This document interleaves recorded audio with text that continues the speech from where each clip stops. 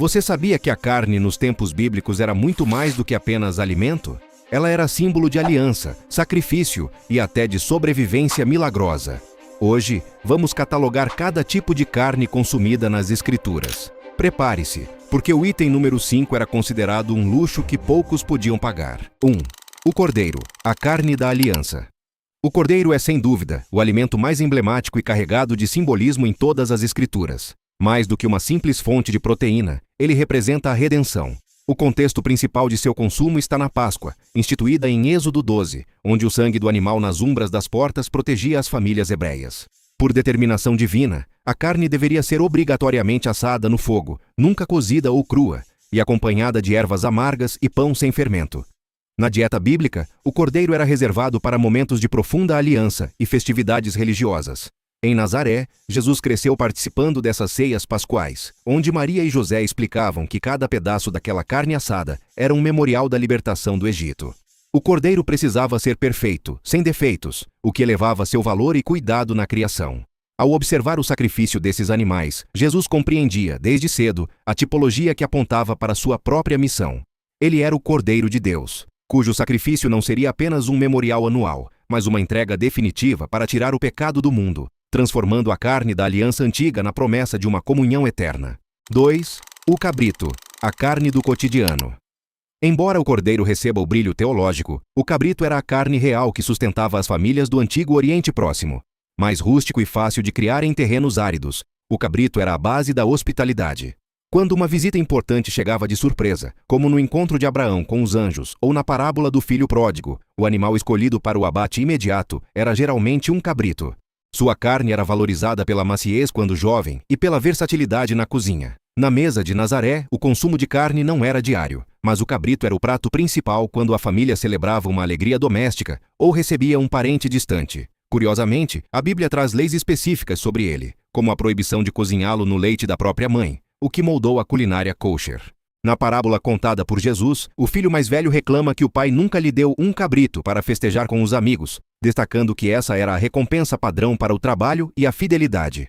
O cabrito representa, assim, a alegria da partilha e a celebração da presença do outro, sendo o símbolo máximo da generosidade oriental.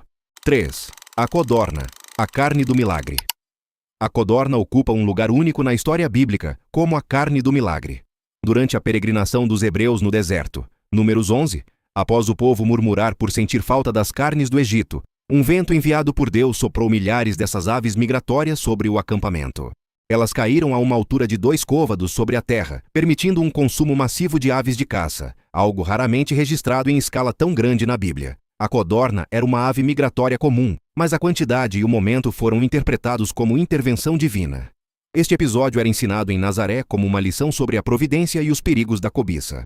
Maria contaria a Jesus como Deus alimentou seus filhos no lugar mais árido da terra, mas também como a ingratidão transformou o banquete em juízo.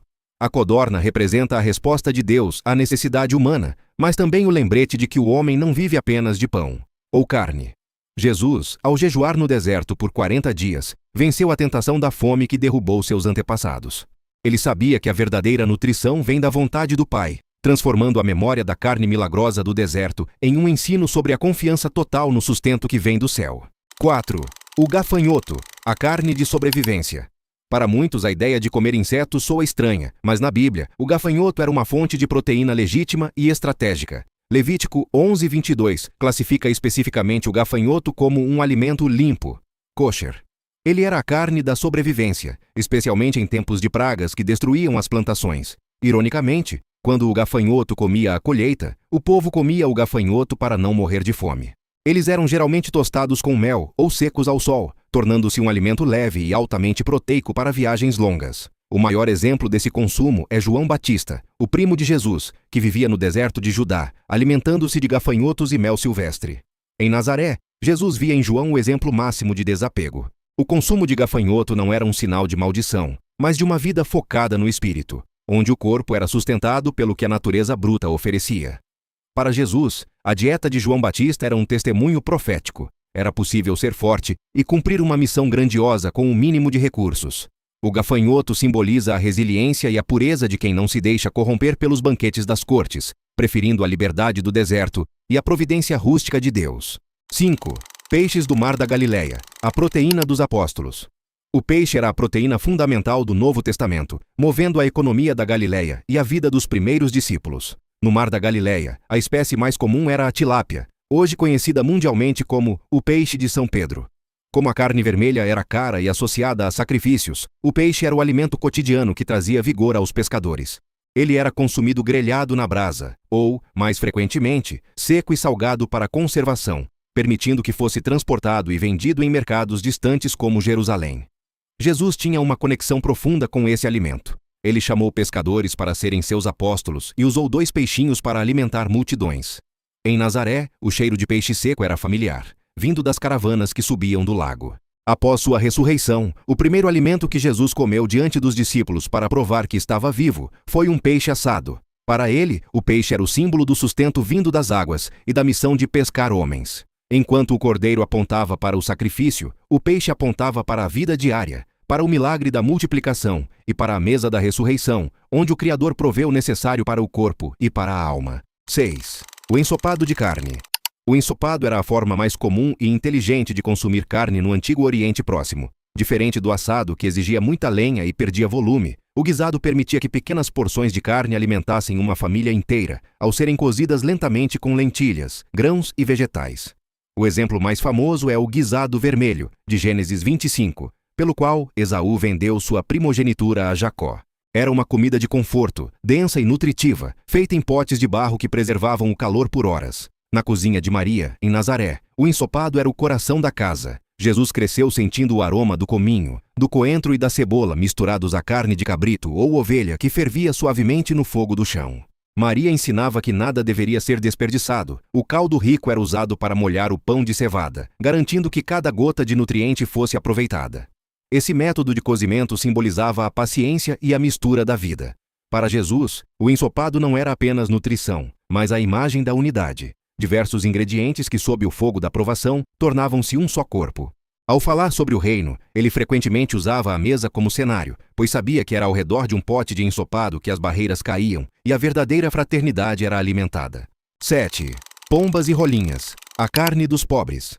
As pombas e rolinhas eram conhecidas como a carne dos pobres, ou o sacrifício da humildade. Enquanto os ricos ofereciam bois e cordeiros no templo, a lei de Moisés permitia que aqueles que não tivessem recursos oferecessem 2 rolinhas, ou 2 pombinhos. Essas aves eram criadas em torres de pedra chamadas columbários, muito comuns na Judéia, ou caçadas livremente. Era uma carne acessível, leve e que permitia aos mais desfavorecidos participar dos rituais de purificação e comunhão com Deus. Este detalhe é crucial na vida de Jesus. Quando Maria e José o apresentaram no templo, o sacrifício que ofereceram foi exatamente o de 2 aves, Lucas 2:24, provando que Jesus nasceu em uma família de classe baixa, sustentada pelo trabalho manual. Na mesa de Nazaré, a carne de pomba representava a providência para quem tinha pouco. Jesus cresceu valorizando o que era pequeno e humilde. Mais tarde, ao expulsar os vendedores de pombas do templo, ele estava defendendo justamente os pobres que estavam sendo explorados em seu direito de adoração. Para Jesus, a pomba não era apenas alimento, mas um símbolo de sua própria origem humilde e da acessibilidade do reino de Deus para todos, independentemente do tamanho de suas posses. 8. Cervo e a gazela, a caça nobre. Diferente da maioria dos animais selvagens, o cervo e a gazela ocupavam um lugar de honra na dieta bíblica. Em Deuteronômio 12:15, Deus permite que esses animais sejam comidos como se fossem carne de gado, desde que o sangue fosse derramado. Eram considerados animais limpos, e sua carne era tida como uma das mais finas e saborosas da antiguidade. Na corte do rei Salomão, o cervo e a gazela eram servidos diariamente, representando a caça nobre que vinha das florestas e campos de Israel. Em Nazaré, Jesus ouvia poesias e salmos que comparavam a alma sedenta à gazela que anseia pelas correntes de águas. O cervo simbolizava a agilidade, beleza e a liberdade da criação selvagem. Embora fosse um item de luxo para um artesão, a presença dessa carne na literatura sagrada ensinava a Jesus sobre a diversidade da criação de seu pai. Ao contrário dos animais de curral, o cervo não podia ser sacrificado no templo, mas podia ser desfrutado em casa como um presente da natureza. Isso trazia uma lição de que Deus santifica não apenas o que está dentro do ritual, mas também o que corre livre pelos montes. O cervo e a gazela representam a elegância da providência divina e a alegria de usufruir da beleza indomada que Deus espalhou pela terra. Qual dessas carnes você achou mais curiosa? Você teria coragem de provar o gafanhoto de João Batista? Comente aqui embaixo. Não esqueça de se inscrever para o nosso próximo inventário bíblico. Até a próxima!